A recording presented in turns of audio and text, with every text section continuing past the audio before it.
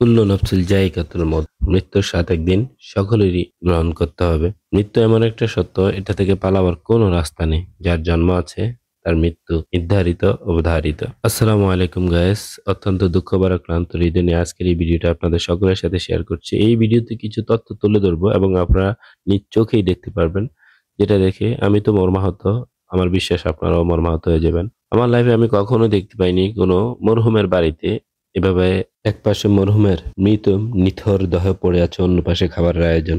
যেখানে আমার ফুপা মরহুমের লাশ এক পাশে খাটিয়াতে আছে, অন্য পাশে খাবারের আয়োজন করা হচ্ছে তার মেহমানদের পেট ভরে খাইয়ে দেওয়ার জন্য। সচরাচর এইভাবে আমি কখনো দেখিনি। যদিও কোনো মরা মানুষের বাড়িতে খাওয়ার আয়োজন করা হয় তার পাশের বাড়ি কিংবা তার চাচা জ্যাঠাদের ঘরে, কিন্তু এখানে যেটা দেখতে পাচ্ছেন মরহুমের লাশ এক পাশে, অন্য পাশে খাবারের আয়োজন, যেটা দেখে সত্যি আমি মর্মাহত। আমি আমার লাইফে প্রথম কোনো মৃত ব্যক্তির বাড়িতে গিয়ে এমন অবস্থার সাক্ষাৎ প্রমাণ হলাম। যাই হোক, এরপরে মরহুমকে নিয়ে আসা হয়েছে জানাজার জন্য, যেখানে জানাজার সম্পূর্ণ কাজ শেষ করে মোনাজাত শেষে সকলে কবরস্থানের দিকে রওনা হচ্ছে। এক এক করে অসংখ্য মানুষ হয়েছে। আমার ফুফা কেমন ছিল আমি জানি না, তবে তার জানাজায় যে পরিমাণ মানুষ এসেছে সেটা দেখে আমার বিশ্বাস তিনি ভালো মানুষই ছিল।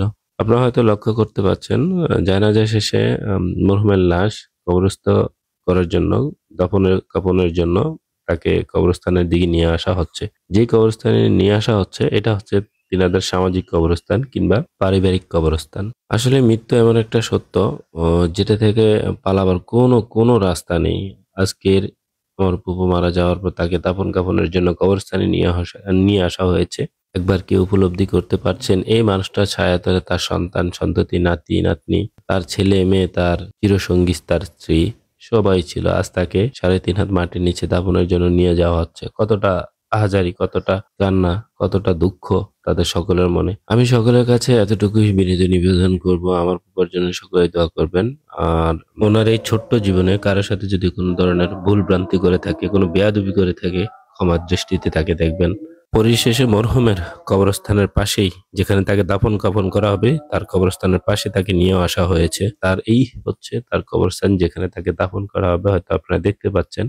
আমার ফুফার পরিবারের সকল সদস্যকে যেন আল্লাহ সবর করার তৌফিক দান করে সেই দোয়া করবেন। আমার ফুফাকে আল্লাহ যেন জান্নাতুল মাকাম দান করে সেই দোয়া করবেন। সকলকেই একটা কথা বলবো, মৃত্যু সবার জন্যই নির্ধারিত, অবধারিত। সময় সুযোগ কখনো কাউকে বলে আসবে না। সব শেষ, মাইয়াতের লাশ দাফন কাফন শেষে মোনাজাত, যেখানে কবর জিয়ারতের মতোই হয়, সকলেই জানেন। শেষ করে সকলেই সকলের বাড়ির দিকে রওনা দিচ্ছে। যাই হোক, ভালো থাকবেন, সুস্থ থাকবেন। দেখা হবে আবার পরবর্তী অন্য কোনো ভিডিও নিয়ে, অন্য কোনো ভিডিওর সঙ্গে। আল্লাহ হাফেজ, বাই বাই।